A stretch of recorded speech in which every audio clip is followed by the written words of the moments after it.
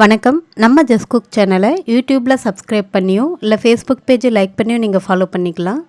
ரொம்பவே சிம்பிளான தக்காளி குருமா எப்படி பண்ணுறதுன்னு பார்க்கலாம். ஒரு பாத்திரத்தில் கொஞ்சமாக தண்ணி சூடு பண்ணிவிட்டு 2 தக்காளி சேர்த்து இதை நான் வேக வச்சுட்டு தனியாக எடுத்துக்கிறேன். நீங்கள் எந்த அளவுக்கு குருமா பண்ணுறீங்களோ அதுக்கு தகுந்த மாதிரி தக்காளி இன்னும் கூட நீங்கள் அதிகமாக சேர்த்துக்கலாம்.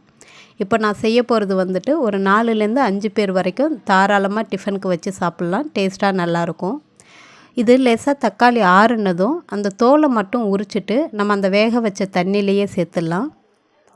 நம்ம குருமா பண்ணும்போது அந்த தோலை நல்லா பிசைஞ்சிட்டோம் அப்படின்னா அதில் இருக்கிற அந்த சதை பகுதியும் வந்துடும். இதே தண்ணியை நம்ம குருமா செய்யும்போது நம்ம பயன்படுத்திக்கலாம்.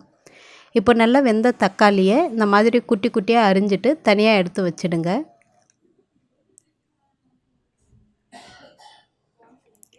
இப்போது ரெடி ஆயிடுச்சு. எப்படி குருமா தாளிக்கிறதுன்னு பார்க்கலாம். ஒரு கடாயில் 2 டேபிள் ஸ்பூன் எண்ணெய் சூடு பண்ணிவிட்டு ஒரு சின்ன துண்டு பட்டை, ஒரே ஒரு பிரியாணி இலை சேர்த்துருக்கேன். ஒரு சின்ன துண்டு இஞ்சியை ரொம்ப பொடியாக நறுக்கி சேர்த்துக்கோங்க. ஒரு 10 பூண்டு பற்கள் ரொம்ப பொடியாக நறுக்கி சேர்த்துட்டு இதோடைய பச்சை வாசனை போயிட்டு அந்த இஞ்சி பூண்டு ரெண்டுமே நல்லா நிறம் மாறி வர வரைக்கும் நல்லா வதக்கிக்கலாம்.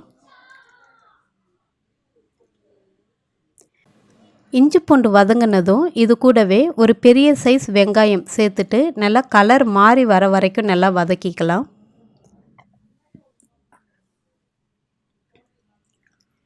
இப்போது வெங்காயம் நல்லா வதங்கிருச்சு. நம்ம கட் பண்ணி வச்சுருக்கிற தக்காளியும் இது கூடவே சேர்த்துடலாம்.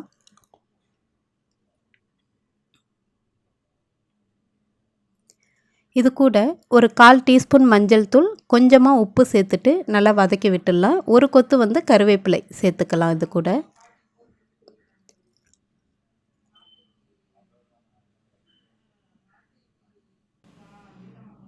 இப்போ மசாலா பொருட்கள்லாம் சேர்க்க ஆரம்பிச்சிடலாம். ஒரு 1/2 டீஸ்பூன் அளவுக்கு வெறும் மிளகாய்த்தூள், 2 டீஸ்பூன் அளவுக்கு கொத்தமல்லி தூள் சேர்த்துட்டு இந்த எண்ணெயில் கொஞ்சம் நேரம் வதக்கணும். அப்படின்னா ஒரு 2 நிமிஷம் வதக்கணுன்னா அதோடைய பச்சை வாசனையெல்லாம் போயிடும். இப்போ இதுக்கு வந்துட்டு அடுப்பை சிம்மரில் வச்சுட்டு ஒரு விழுது அரைச்சிடலாம்.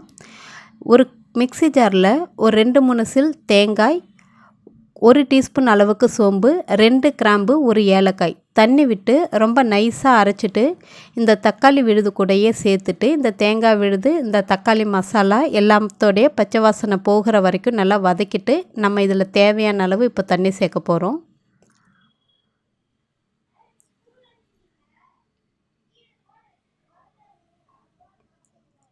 இப்போது இது நல்லா வதக்கியாச்சு. அதே மிக்ஸி ஜாரில் கொஞ்சமாக தண்ணி விட்டு சேர்த்துக்கோங்க.